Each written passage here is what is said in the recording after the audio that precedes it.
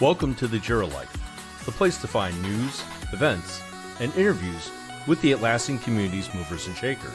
Because we didn't choose the Jira Life chose us. Thank you to Revyz for backing us up and making the Jira Life possible. Hello, friends. What's up, everyone? Hello. So, Greetings, Jermigos, in the Are we peanut gallery telling- and elsewhere. were we supposed to have titled this one like The Death of the Jira Admin? No? No, I think it's the death of the Jira app. The Death of the Jira App. Okay, I'll take that one. The As long as something's marketplace app? done. Oh, We have to be at Atlassian. least a little bit clickbaity with it. just a little just bit. enough. Better than extending the Jira Smartly 2. There was a part 1. There There was? was a part one When? earlier this season. Episode Would it have been 32. in October? Because I know there was one I had to miss, and I think I missed that episode. I don't remember a part 1 at any point in the year. That's because you don't rewatch any of the Jira Lives. I do not watch any of them. That is true. Well, You got to catch it live. well, I don't know I what that mean, has to see- do with the title of another episode. I mean, I would have been there, right? You would think, but you would think. I just like Alex I Alex is so in the moment that once that moment is passed, It's gone. it's just gone for him. It I- no longer I- exists. I was gonna say Alex has the memory of a goldfish. I was trying to be nicer about it. Okay, yeah, I think you're right. I think that is nice. I'm actually, so I will take ownership, but I don't say goldfish. I say that I'm Dory from Finding Nemo. I like to be on brand. So you would prefer to be a blue tang instead of a goldfish. Yes. Okay. like- Better than a clownfish? I thought they're supposed to be funny. No, just funny Why- looking. Just funny looking. So there you Yeah, go. looking.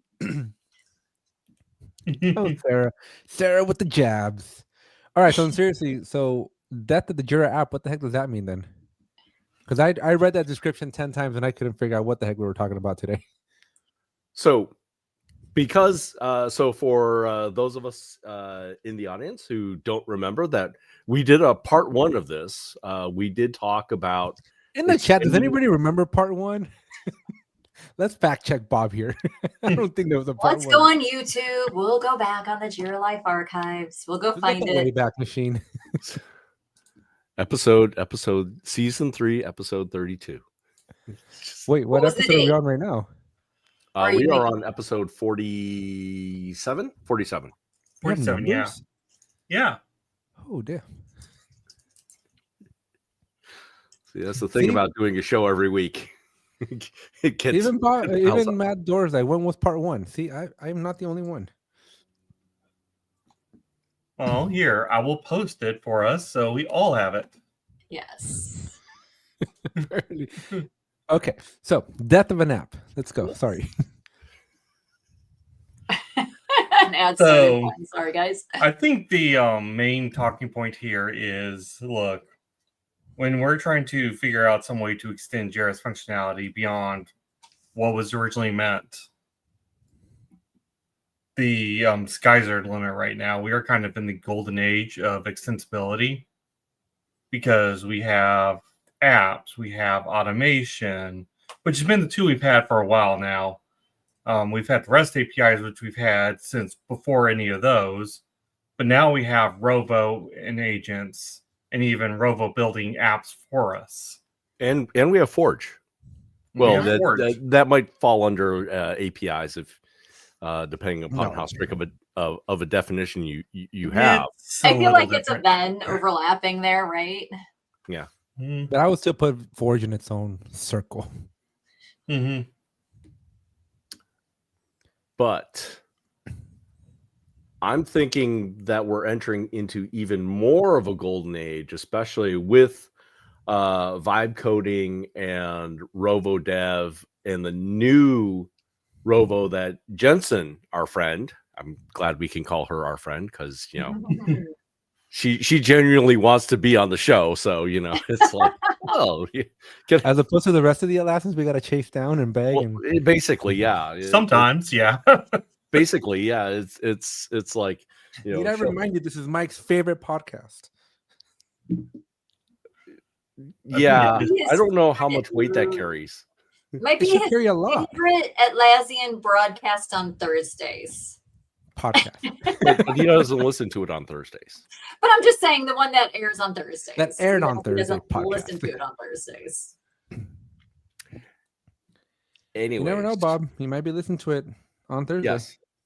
So Mike might be listening to the fact that Jensen, our friend of the Jira Life, had talked about the new capabilities of Rovo from the context of vibe coding and possibly creating Rovo agents and Forge apps from from an agent session or from a chat session. And let's remind Mike, as he's listening, that Jensen did not reveal any fireable information. And that she should. And in fact, wholeheartedly it's remain been a in his full side. 2 weeks and no lawyers have contacted us about anything. Just wanted to make it clear. Bob's making it look like Jensen's over here giving us data that we shouldn't have. Nope. She did not.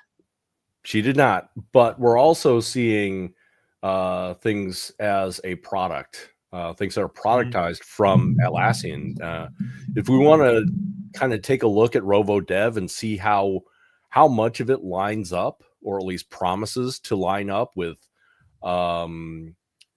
the code development tools provided by OpenAI and provided by Agentic, like Claude Code. We're seeing kind of an arms race come up. We need to update our website to have a countdown or days. Exactly. We should probably just keep it at 0. Yeah. I don't know if they would know when I don't know if Atlassian Legal knows who of the Jira Life to contact. So It's not me. Obviously. It's not me. I mean, to be clear, they've gotten it perfectly right in the past where they need to contact Sean Doyle. Perfect. but none of us work for Sean anymore, right? Exactly. I do. Ooh, not me. Alex has a one-off relationship with Sean where Yeah. Alex has so none of us except Alex have a transactional relationship with Said Sean Doyle. So Where is Sean Doyle? Monetary transactional. There could still be friendly banter that's transactional, but either way. Okay, so you think we're heading into a golden age? yes, I think we're going into the darkest ages of Atlassian. Perspective, right? Explain. Look I at think the a news. statement like He's that just- needs explanation. I don't know if he's got an explanation. I think he just wants to say that because he's going into his clickbaity phase. No, it's not. It's the Personal darkest ages. feelings. I think ask any Jira admin who's been in the ecosystem for 10, 15 years. I don't know that they necessarily agree that we're going into the golden age. Ask any marketplace partner. I think And then you're see them going into the golden age. missing a qualifier, Alex, that is very important. What's that? It's the golden age of extensibility. It's not the golden age overall. Of extensibility. Yes. Wouldn't you argue that when you had access to the source code of the product itself was the golden age of extensibility? The second coming of extensibility. There we go. How's that? I'm just saying, you can't say. There we go. I will back the second coming of extensibility. Let's call it that. The reemergence, right? The V2. The rebirth. As it were. I mean, with vibe coding, though, I'd say it's probably going to be a better era because when we had the source code available, we didn't have the tools we have nowadays. So not everyone was able to take advantage of having that source code to extend Jira to do whatever they wanted. You had to have a certain background knowledge and capability first Yeah, you had to know how to code in Java. So You have to be able to say, back in my day, we did it like that. You need to. Well, it wasn't back in my day because I'm not a Java dev, so The point being, yeah. But like, even with the vibe coding stuff, though, AI is only as smart as the data out there, right? And mhm. there's not a whole lot out there for Forge and all that stuff. Yet. it sounds like Alex needs to get busy. I told you, I'm done giving Atlassian free stuff. Yeah, but you're going to give AI free stuff, anything that you publish, right? Yep. That's why I'm not publishing anything. Although, did you guys see my poll on LinkedIn? No. I did. No. It was some 35% of like 150 votes, I think. They're like, we want more Forge content. Mm. I may have that's nothing to sneeze at. I mean, was that like the top block, or was that kind of? It was 50-50 which let me pull it. I'll look it up real quickly. But it was like 50-50 between Forge and then AI and agents. Which And- again, Venn diagrams. But so that sounds like a perfect kind of segue into what we're talking about as far as like the second age of extensibility. The Jira admins that are complaining about this, I wonder how many of them are going to end up exactly like blacksmiths when the first car came around. yeah, so just I found it. So 148 votes, 31% Forge, 38% Rovo, and then 30% just Jira stuff. Define your audience base too, because I don't know that one of the things that I was whoever curious. saw it on LinkedIn and the posted internet. So you don't have the Whoever saw it on LinkedIn and cared to spend like 5 seconds voting on something. It had I mean, that to be particular clear, I post voted on had- it, but I was kind of bored at the moment, so I had time to vote on it for some Well- reason. that particular post had 3,000 impressions, so 3,000 people on the internet. Right. So where I'm heading is right now, again, shout out to all my, Gen X kind of era and nearby gens there. If you look at the screen right now, we look very much like a Sesame Street. One of these things is not like the other. And my white jacket is especially calling out, I am the person not like the other right now, right? I don't say you have Where are you two going with two this one, X Ro- chromosomes. I'll We need get to there. get HR involved in this one, I'll sir. get there. It's just going to take me a minute to make my point here, because sometimes it does. That my perspective, my background is very different than the background of you guys, right? And so what I find most interesting about this second coming, as it were, is that same thing where Rodney says we, and I think that we is much broader now. The people who are able to extend Jira capabilities now, or Atlassian capabilities, is probably going to be bigger than it ever was before. But is Right. that So a that good people thing? like me without the background have some opportunities that might not have existed before. But is that a good thing? I don't know, right? And that's I- that's part of the debate. I mean, I spent most of Team 25 Europe arguing it's probably not a good thing. Arguing for, hey, we need some permissions around some of these things you guys are announcing, because we can't just let everyone create their own Forge app. Oh, that would be bad. Right. Yes. I agree entirely with Jay Caldwell. That's what's going on. And there's the merits or not merits. Which is why I was asking you though, Alex, about I was curious about if you had any insight into your audience, right? Does that include I do. I can the post actually demographics? tell you who voted for what. So if you wanted to look at the 46 individuals, Jay Caldwell was one of them. So Yeah, it was what are the demographics of those people, right? Because there are more people now who might want to dip their toes in and be interested. Mr. J, how do you let's see? So Mr. J is a solver of technical problems, frequently with Atlassian products. So not to call him out or anything, but he's one of our, and we're not connected. How are we not connected? Just send your you can fix request. that with a click, can't you? Check your LinkedIn. I just sent you a request. Who else do I have on here? So Watch as Alex outs you. it's So, a public. You're one of the five. You're one of the 5% that care. So I've been doing a lot of stuff with Josh, and I put a post like 2 weeks ago. I'm like, should I make some YouTube videos on Jira in Spanish? And the first one to vote no was Josh. And I'm like, what the heck? And he's like, I don't speak Spanish, dude. They wouldn't apply to me. I'm like, well, they wouldn't be for you. It's about the community. I think I said the exact opposite, though. I'm like, You did say the exact opposite. I don't need But I to speak wouldn't blame Spanish. I think there should be more in Spanish. Mhm. All right, so let's talk about the knives, though. What's the harm with the knives? What are the negative impacts of Have you this? tried doing it? Like go run around with a few knives in your hands. Hey, I can hold a knife safely and run. But So, what are with the knives plural, like Edward Scissorhands, and then do it. The analogy is the famous coding analogy is, having that capability is like playing with power tools. Uh-huh. If you don't have the appropriate guards, you run the risk of losing a limb. Okay. Calm down, 2 Tim or Allen. 5. What is my digital limb in this case then? Walk me through. What is my digital limb? What harm Your can I data. do? So with your data? Bulk You delete. could absolutely. I have seen it where even devs, experienced devs, have messed up bad enough to permanently delete production data. Wasn't Rodney one to have done the RM-RF at one point? I have not done RM-RF. I wanted Pseudo to.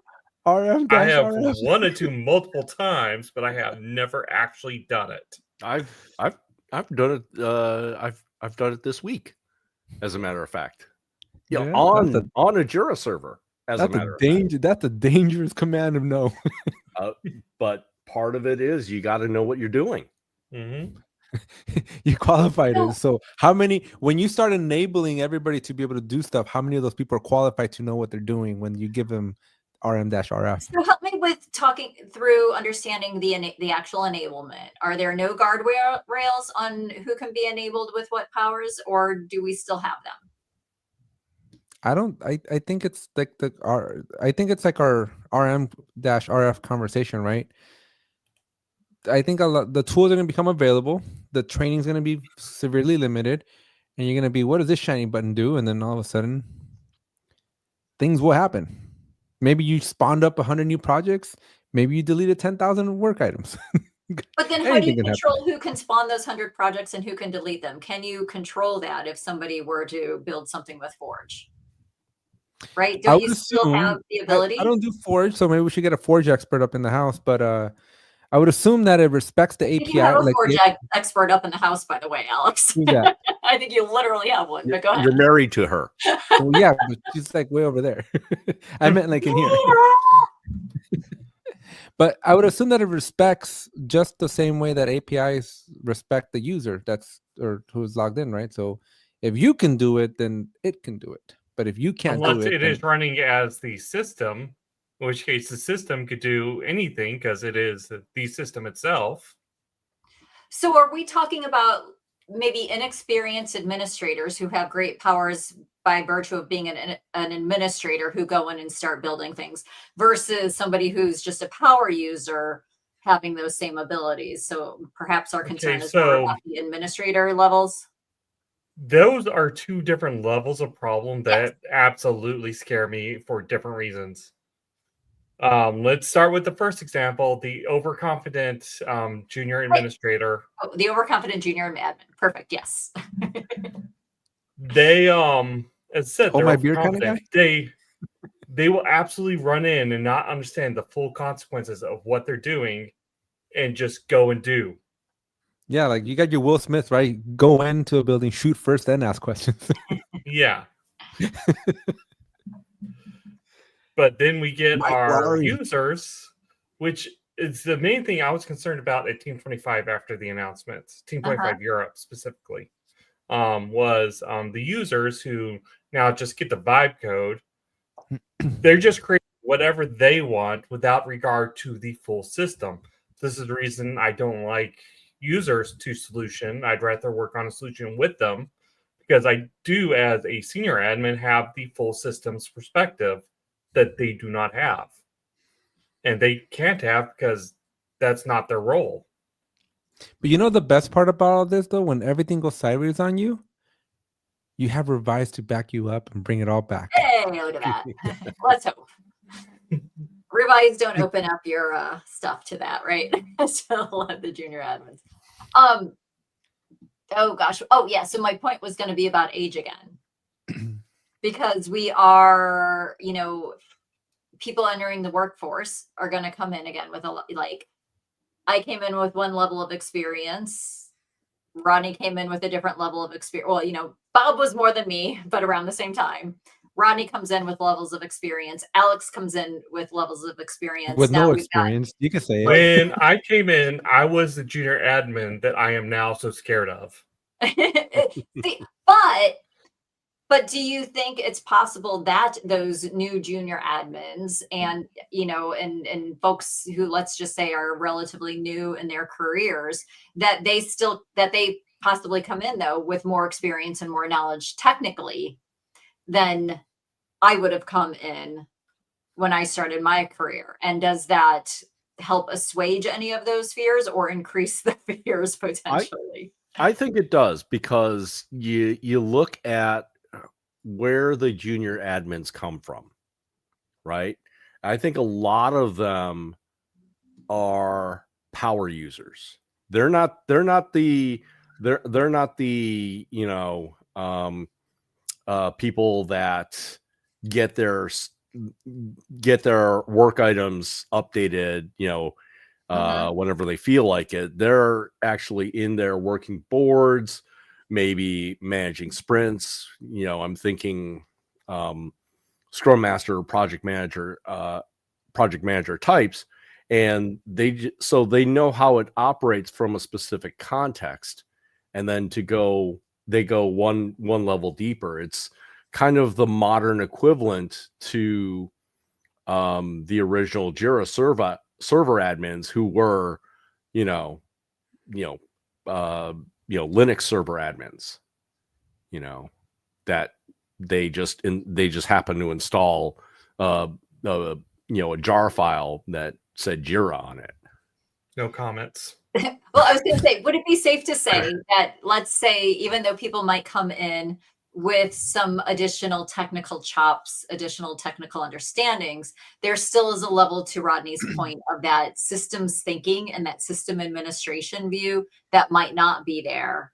And then that's where, they'll need help filling in those gaps. But I still think I'm going to revert to, there's not going to be any published documentation, and you only learn by clicking. Unfortunately, one of those clicks might not lead to a happy path. So you want to click in a safe place, though. Sandboxes everywhere. Yes. I can see them all. Just sandboxes everywhere. We got to do our Buzz Lightyear. Sandboxes everywhere. All right. But then, so let's say, what's some of the good that people can do with this power, though? I mean, conversely to my concerns, this is where you get some of those absolutely mind-boggling, amazing ideas that you, as the sysadmin, org admin, whatever you want to call them these days, would never even think of. I usually say the out of left field thinking, but people for out of the box thinking, there's about 500 different idioms for it, but those really, we don't named tend two, to... but there's 498 more. I know there's 498 more, but I don't really want to be sitting here thinking of them. But We'll do a whole episode just on that. yes, it'll be our first episode of the new year. Second, fair. But in all seriousness, the people who are in the thick of it often do get blinders, where they see the narrow path they've already defined, and they don't see the stuff that absolutely can change the way things work for the better. So there is absolutely the potential here for those surprises that just needs to be balanced out with the people just doing whatever they want and accidentally deleting production. Yes. So I think you're right there, and I'll tell you where it comes from. As an admin, all working on this all day, you don't know the entire context of what your users are doing with the product. You don't. It really is, stepping a mile in the moccasins of the Scrum Master and seeing their pain points. And if they happen to be smart enough to say, hey, Rovo, I want this, so that I can do this, and this, who's to say what will happen? I mean, some amazing things. As said, it's all about that balance of giving people the room to experiment safely. As I said, sandboxes everywhere. Unless you're freemium or free or standard. Without necessarily impacting the core functionality where it's absolutely critical. Or you just leave it alone and don't worry about it. Or we could Wild West and just rubber stamp every request that comes in. That too. There is a way to use Jira, though, without any of the things we're talking about. Well, go for it, Alex. Like this extra stuff that Atlassian's announcing, like I don't honestly think that it's going to be that popular. You are not their audience.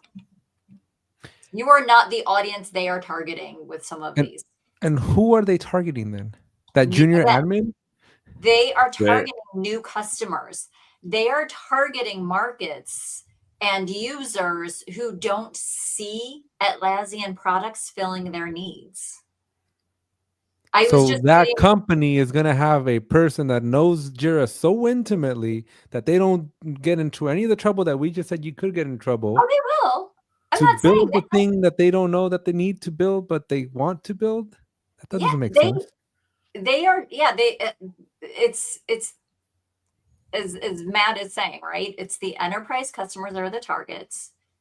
It is the fully connected systems behind the scenes, right? So that everybody is working in Atlassian products doing everything. And so you are, your experience and your needs are a little bit narrower than that. So they're not going those things are not going to resonate with you. Right. And but how much of that responsibility is going to fall on a solution partner versus an employee in your company? It all depends upon it'll depend upon the company, right? Whether or not they can handle it internally. Well, I'm calling it right now. Most companies won't be able to handle it, especially if they're new companies to the Atlassian ecosystem. But I mean, don't most enterprise applications have solution partners associated with them? Right. So then this whole thing is just for solution partners. I think it's the era after migrations have dried up. Now you go and forge them over. And forge them over? I don't think I followed all of that quite well. I think if you're waiting for the migrations to dry up before you start talking about your competencies with Forge and with Rovo, you're going to be late to the game as a solution partner. Right. But if you're a solution partner, you're thinking about what you just said now. Yes, you are thinking life after migrations. What do we do? But today, like you're still thinking about it now. Yeah, I don't know if it's app development, right? I mean, it's part of it. It's part of creating those solutioning for the things that are not native into the product. But there's, I think, a lot of the, hey, how do we use this? And how does our business use this? That is not necessarily just on the technical side of things. Well, I just hope that Atlassian puts better documentation out for all interested parties, because in 2025, as we're about to enter 2026, does anybody still know how to use Atlassian Analytics? Yes, people know how to use Atlassian Analytics. Yeah, there's a small subset of the population of the world that. Yeah, and I will agree with you. And they all want that Chartio. Right. With the feature release, it is a real challenge to gain expertise in all of those areas and work with them all. But going back to, I think, one of our main topics here, though, So now that we have this extensibility, then, not from the solution partner side of things, but for all of those folks who are building solutions to fill in the gaps of the products, what does that actually mean? I don't think anything for them. I think they're going to call their phone and pay the money and hire the solution partner to go do it for them. To fill in the technical gaps? Interesting. What do the other guys think? I don't think that, and being an employee of a solution partner, there are always going to be challenges where it can't necessarily be done by a solution partner. If you want to try and integrate together, Atlassian tools with some legacy homegrown stuff, you could get a solution partner to do this, but they'll be there, and then they'll be gone. And if you want to maintain it, you're gonna need to build that competency within your four walls. But who has time to build a new competency? AI. I mean, there's two ways to build yeah, it. You can build it or buy it. I think that's kind of the point. You can get a prototype in the matter of minutes, and obviously it's probably not going to be 100%, but it's a starting point. Well, Bob, we have 28 You minutes could left, also- so pull up your AI. you could and also- build one right now. Let's not forget there's an option here that we are not considering here. To get a competency, you could either build it in-house, you could buy it through a solution partner, or you could hire it. Uh-huh. So you got this on your resume already, Rodney? I'm working on Because it. being the de facto Jira guy of the internet, I would be trembling right now. But Bob, something else on your point, though, even though we're joking about AI, I think what can happen with AI is that, we've run into situations where somebody built something 15 years ago and they're dependent upon this thing, but nobody has needed to actively maintain it because it does sort of that one little niche thing that it needs to do. And, let's say the APIs haven't changed for it, right? It's just been humming along.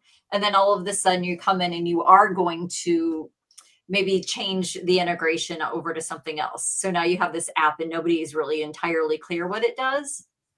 But then we have AI to say, go read that code and go document it all and go define it for us so that we can go rebuild it. Yeah, And but then trust in that- AI way too high. What's that? I don't trust AI at that level yet. But let's say you don't have an alternate, right? Because who has time, right, to do those things? AI has the time to do it. And it might not get it all right, but maybe it gets you enough so that you then can go rebuild that integration or rebuild that little function that you need. And so then I think that opens up some conversations or some possibilities on, do I build it? Do I hire it? Do I have somebody else build it? Does it change the game of total cost of ownership of some of these things? I just don't see this scaling. I don't see this. I see a few early adopters super excited, but I don't see this going beyond. Define this conversation of this whole extending the powers of the Atlassian tools. I see solution partners investing heavily into it and training and hiring and getting people there, but from a regular company, I don't You see. think they're just going to use the tools as what they are and nothing more ever? I think they do configurations, right? They do changes, but That's still within the functionality as defined. That's not extending. Yeah, but those are buttons. Those are buttons that you can click on a UI. Now you're thinking of inventing things, right? We've been doing that with Jira since there was a Jira. Both of you said something at the same time. Who did what? Rodney first. I said people have been doing that with Jira since there's been a Jira, though. I have never had a company that I've worked at or worked with where they're like, oh yeah, we also want Jira to do X, Y, and Z that Jira currently is not able to do. Didn't you famously make Jira a CRM tool, Alex? I did, Long but before still, Atlassian thought about doing that. right. But I'm clicking buttons within Jira that exist in Jira. I just string together different buttons that shouldn't have been connected. And how is that different from what you were just saying? Just using a different format. Yeah, but it's I'm thinking you're splitting different. rabbits here. No, I think it's, well, first of all, that was like, I didn't do anything too special, right? All I did was string together a bunch of automation rules. Okay. Automation? How is I'm gonna probably sound, I don't care if I sound stupid. How is automation really terribly inherently different than Forge? When you get right down to it, right? The fact that automation allows you to enable things to happen that you couldn't necessarily do before. Forge does a little bit of that too, right? Absolutely. I mean, but if, by that definition, everything's just a 0 and a 1 at the end of the day, Sarah. Yeah, but So people adopted automation. People are going to adopt Forge. It might not have the Let's not pretend that when we talk about automation, Script Runner is also not included in that big bundle. I don't even touch Script Runner, but no, I guess that much is apparent. Look, my job was to solution for the company I worked at, and so it took me months to put together that CRM thing that we were just discussing, right? But I like that stuff. Like I got joy every day. And I would assume the 11 people watching this, and us all included, we get an extreme number of joy. Yet we also all work for solution partners in one way, shape, or another. Right? I'm just saying, if you take a Jira admin, a normal Jira admin that isn't us, and you're like, here's all these extra powers, go forth and prosper. Like deer in headlights. I don't know that. I think you're vastly underestimating the Jira admin. I think even if the Jira admin had a slight interest, they'd be like, I have a day job. And it doesn't include learning all these new things. Welcome to the real world. But being a Jira admin does include learning all those weird things. That's part of being any IT admin. I mean, don't a lot of our community members have day jobs and yet still go out and answer a bazillion questions? Yeah, and we have them all in this. We have them all subscribed to this channel and in this room, and that's it. Now, I think there's a lot of people who, I mean, Sarah, just look at our tagline. But just look at our tagline. The Jira Life chose us, right? And that's saying a lot of the majority of the people that administer Atlassian tools, they didn't choose to do this. It chose them. And so for them to be super comfortable with the potential to like completely break their Jira, right? I don't see that as a turn on. I don't think people are going to say, let's give it to me. I want to do it. Okay, so if we go back and we talk about, like, I remember, and I wish Josh, Costello was here, right?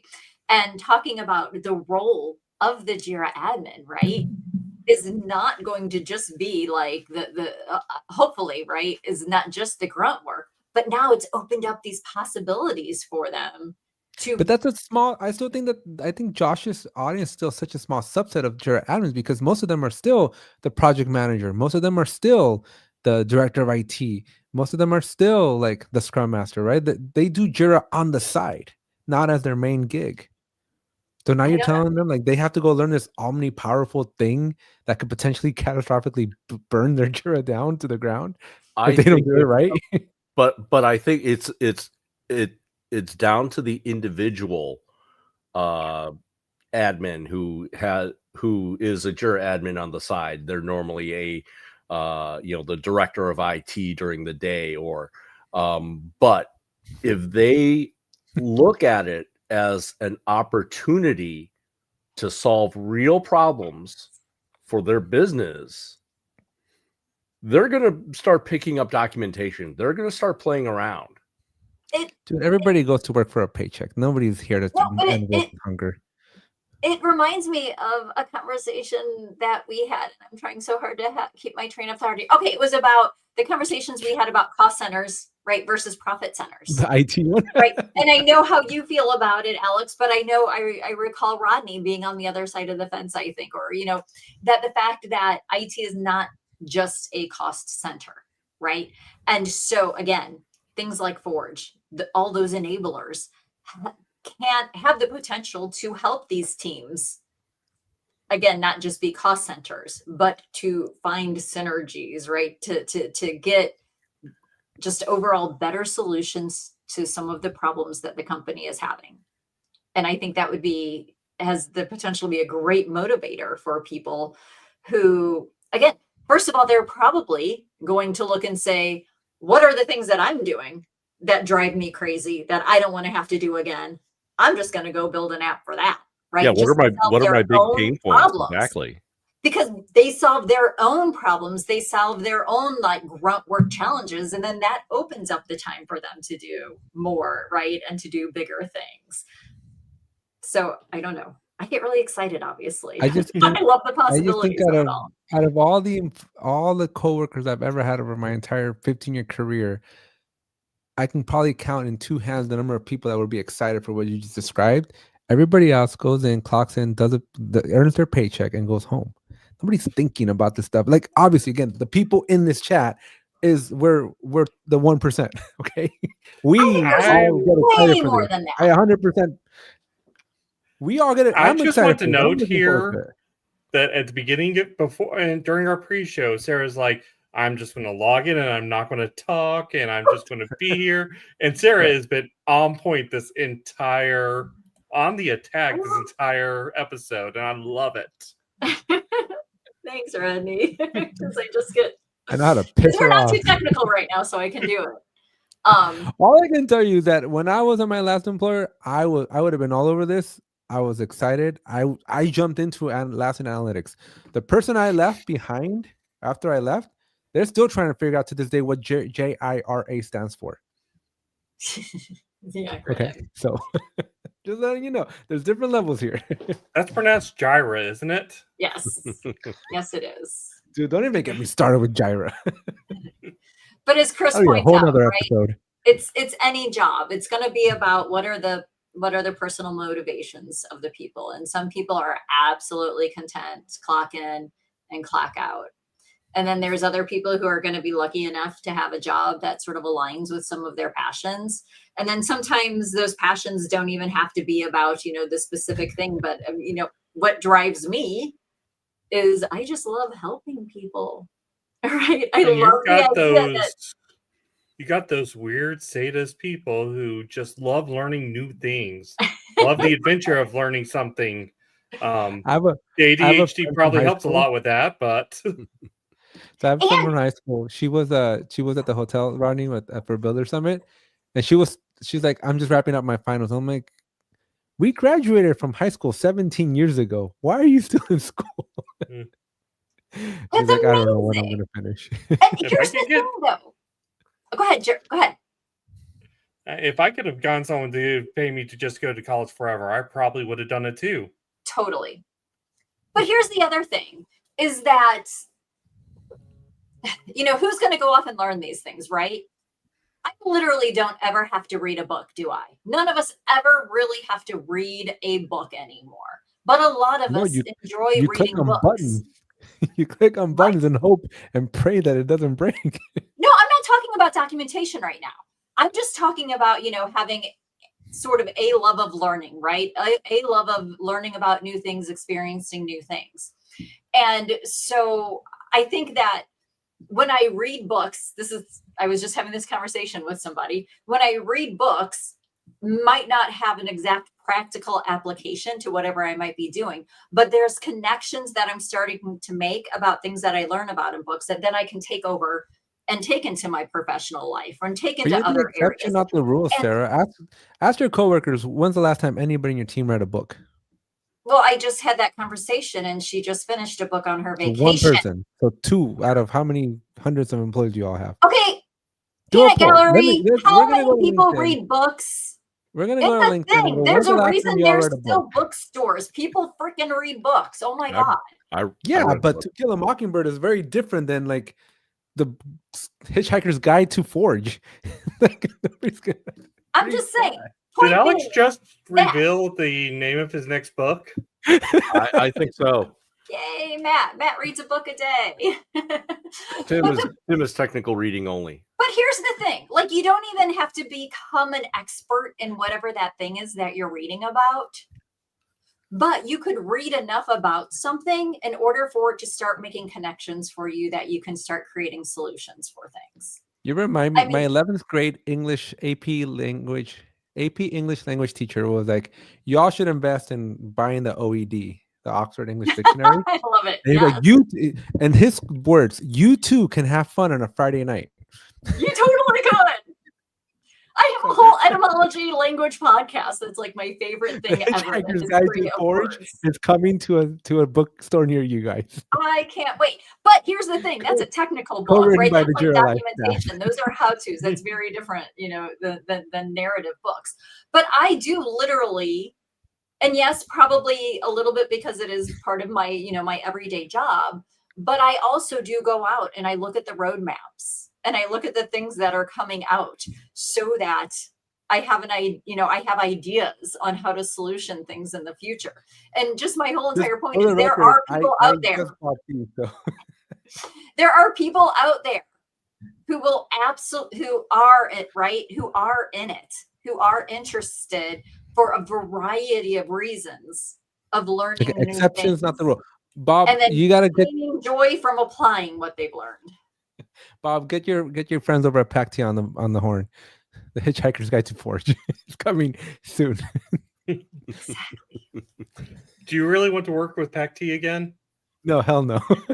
And look, I'm No, also no. going to say it doesn't have to be a book because I know books aren't enjoyable for everybody, but having a little variety in your YouTube subscriptions and channels and things. Well, why do you think I made that poll 2 weeks ago? Was to figure out what content to put out. So the overwhelming majority said they want Forge stuff. So guess what's coming to my channel? Right. I honestly today was thinking that I need to set up a different LinkedIn account so that I'm not in so much of an echo chamber as I am right now on LinkedIn, so that I can start to see. I'm still waiting more for your from more Thanksgiving areas. post. I know you are. I've at least had an excuse. So I seriously debated doing the Thanksgiving post from the hospital while I had time. Well, yeah, I mean, if I was thankful for anything, it'd be like thankful I'm still alive. That would have been a great post. I'm Exactly. thankful I survived Barcelona Yay! and all of the tapas that they had there. So we're at the train station in Barcelona going on our way to Madrid, and there's like they're making us like check our luggage to this machine, and Rodney looks over at me, he's like, they better not make me go through any metal detectors. And it took me a second. What's up with the metal detector? And then I remembered, and then it dawned on me. I was like, the heart thingy. Sorry, Rodney. It did take me a second there to go like, what are you telling me? But I was also very distracted by all the pigeons in the terminal. I just put up Andrea's comment because she completely mirrors everything that I've been kind of arguing about, is that if you're at a company, and you want to be a key contributor to the business, you're going to have a role where you're going to have to figure out how to make the tool work for the business. And it's probably going to be by hook or by crook. It's going to be by Rovo. It's going to be by you're going to take a look at all of the clubs in your bag, marketplace apps, Rovo, Forge, REST APIs, Script runner, automation for other Jira. automations. Yeah. Right? All the nerdy some stuff. weird API script you run on some ancient Raspberry Pi that's hiding in a corner somewhere. You guys see Josh's video today with the Raspberry Pi? Very creative. No, I guys did didn't watch not. You should check out his channel. It was a very his LinkedIn. It was a very creative video today. Which Josh are we talking about now? G. Yeah, still because we can't got to be pronounce his last name. specific. Yes. Is it Josh G or Josh C? G. G for grid. One day I will get his last name. I really wish I could keep my thoughts together. I just get too excited. The one that didn't want to talk today. Okay, so regarding, I almost said Andrea because I work with an Andrea, and so I'm practicing rolling my R's, which I'm really bad at. But I digress. This one does. Is there, speaking of podcasts and books and whatever, there was a podcast that I listened to that was about a book that is about a class that I believe is at Stanford. It's an exception right there, right? I know, but it was about power, right? And how you get power. And because her comment made me think, or sorry, Andrea, not sure. That comment made me think about, you're in the role that you think you're in. Granted, yes, you probably have some sort of job description and people probably perceive you in certain ways, but you do have some control over that perception based on the work that you do and how you interact with people. And this takes me into my concept about the power thing, because one of the some people find this class and this concept really controversial, is that most power is gained just because people take it. That people aren't necessarily given power. People just know how to take the power. They know how to put themselves in the positions, right? And they know how to position themselves and how to talk to people to assume that power. And I think people like Andrea, right, who see this role as something else, maybe it's not how everybody else sees the role, but if you see your role in a certain way, you may start acting in that way. You'll start putting yourself out there in that way. And people then will just see you as, oh, wait, okay, yeah, I guess you are that person I go to. I guess you are the one who knows these things and does these things. Because friends, I have no business on this show. And yet here I am. Because for some reason, this perception got out there about me like, oh, yeah. Let's put her on this show. What the hell? But it works. This was a year and a half long investment to get you to this moment.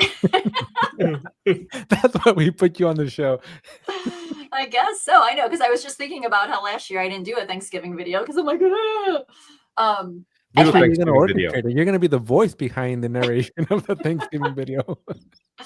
But yeah, so that's what can be done, right? And so, frankly, though, Alex, if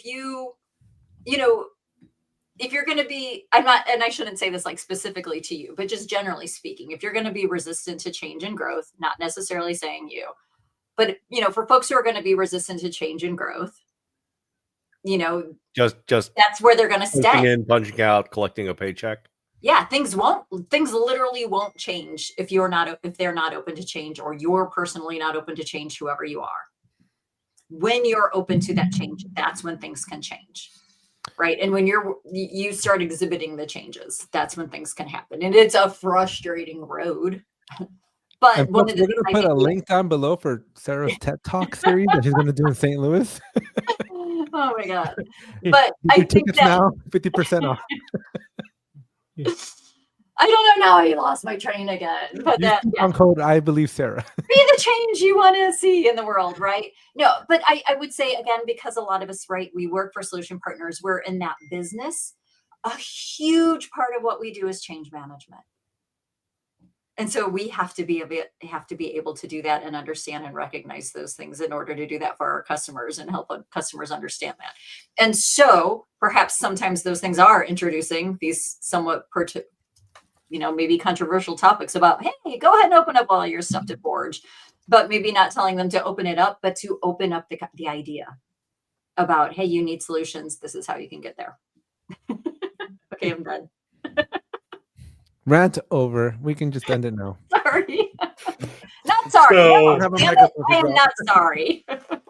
TGL Season 4, we're just going to call it now. It's just, we're changing the title, everything, to Real Talk with Sarah Wright. We're all supporting actors now. Sarah's now the star. Yep. Hello, I'm good with that, because, I'll only be on screen half the time. So, No, but hopefully, I don't know. It's way off topic, right? Way off of our topic, but what else is new? I think Matt has the absolute best. Oh, that's the ultimate mic Sarah's drop, right, because she's not wrong. That's a simple argument. All right. No. So our marketplace app partners, though, right? Yeah, they're the ones that are kind of screwed in Yeah, they're in a this pickle. whole future. I think they are and they're not. I think marketplace partners, they double down on what works, leave behind what doesn't work, and then trust in the fact that all the people and all the things we've been talking over the last 54 minutes is just going to crash and burn.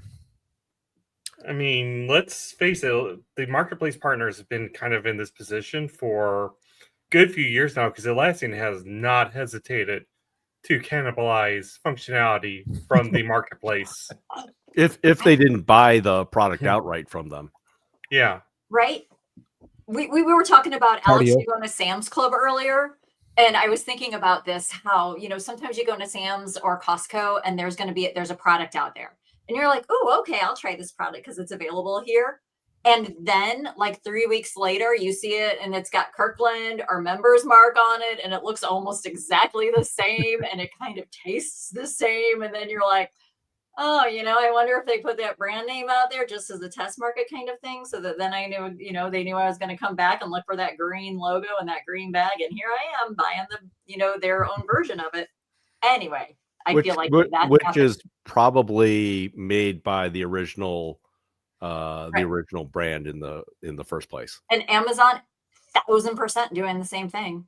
Amazon is out there copying so many things, But I whether just it's think clothes, technology, or whatever.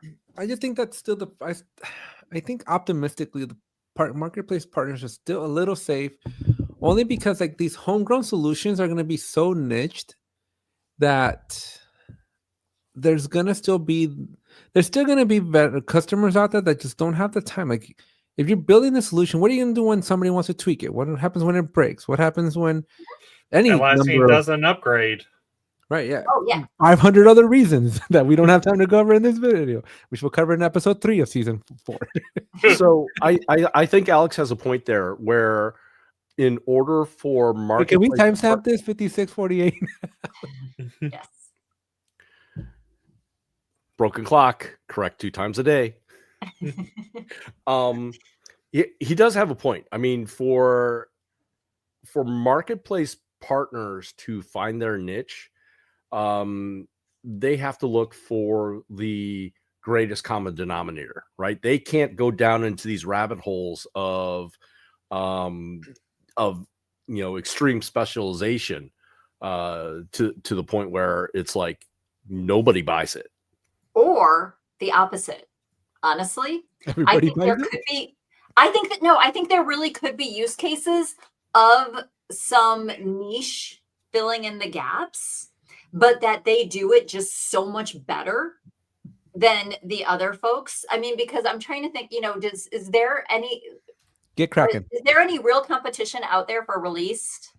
No, I was gonna say Get Kraken. I think the best example of it because there's all the free Git integrations, but when you go take a look at what Get Kraken can do, like it's miles ahead of, from a features perspective, miles above and beyond than what any of the free stuff does. So I think the marketplace partners are going to have to start focusing on like solutions, right? Just like offering more end-to-end, more thorough stuff than these, Frankenstein things that everybody's going to be building. So to answer Tim's question, in one word, no. Yeah, They've done it before. They have warned companies before. They are working on something similar, but that was a good few years ago at this point. I don't know if they still do it. And B, they're under no obligation to do it, which means you're not guaranteed to find out until you're sitting there at the keynote.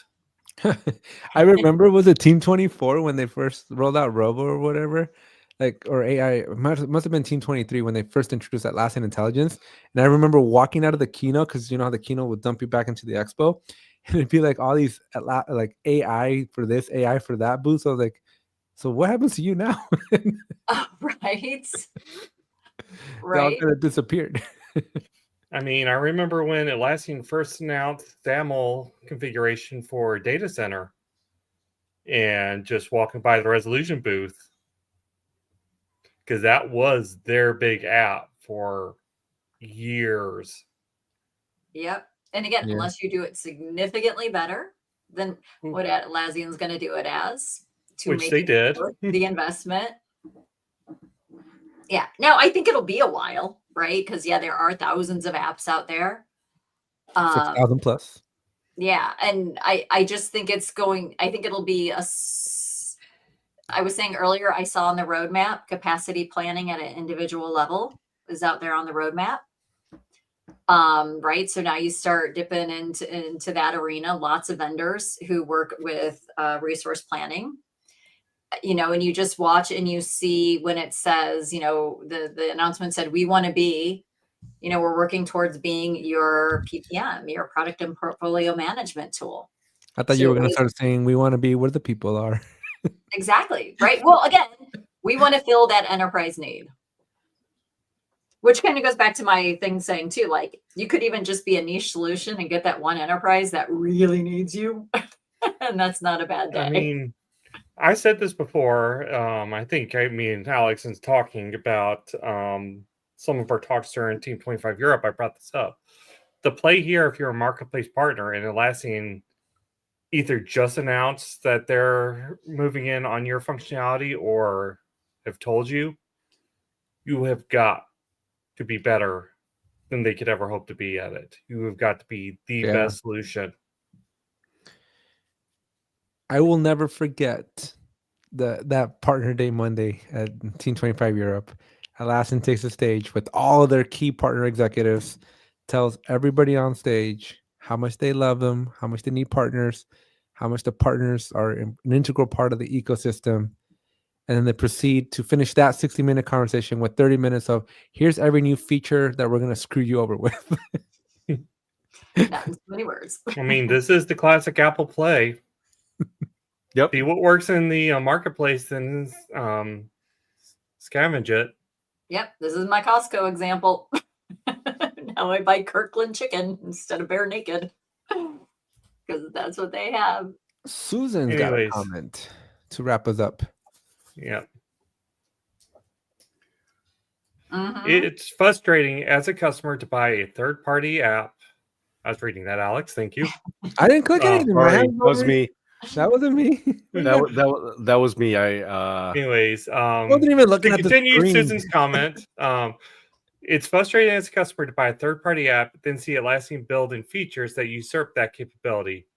It's pretty clear they don't coordinate. And to Susan's point, no, Atlassian is not obligated to coordinate this stuff. Nope. Or even announce it. In fact, they have every incentive not to announce it until it's ready. All right, before we lose people, Thanksgiving is next week. We need your help. We have a Google Drive. Somebody's got to post it somewhere. We need a small clip of you being thankful for whatever you're thankful for. It doesn't have to be Atlassian related, but if you want to, obviously, right? Anything. We're going to stitch together a special Thanksgiving episode next week. We won't be live, I don't think, or are we commentating? Oh, we're not going to be live.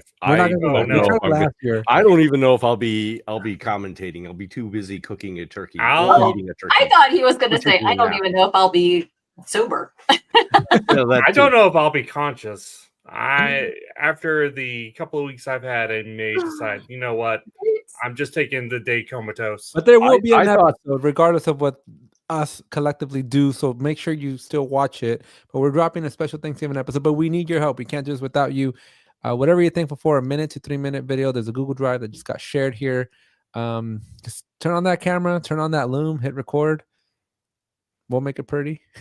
We'll apply the filter, Sarah. And let us know what you're thankful for. Awesome. I can't wait to see it. I did my video. Yay! I've got mine's planned out. I just haven't hit record yet. Can I do the whole Snoop Dogg thing? No singing. Have you guys seen the Snoop Dogg thing? No. Oh, if you guys saw my post on LinkedIn, I rewrote The Greatest Love of All, and it's about like writing descriptions on your things, right, and leaving yourself good documentation because it's the greatest gift you can give your future self. I could totally not sing that for everybody, and then everybody will be post thankful. And remind people to make their Thanksgiving post. Yes. What a team player, Sarah. Team player. Exactly. All right.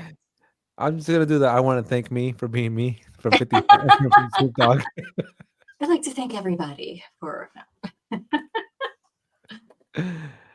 right, All guys. right, we'll see you in December, but there will be an Yep. episode next week. And as we say, we didn't choose the Jira Life. Jira Life chose us. Thanks for watching. Bye, guys.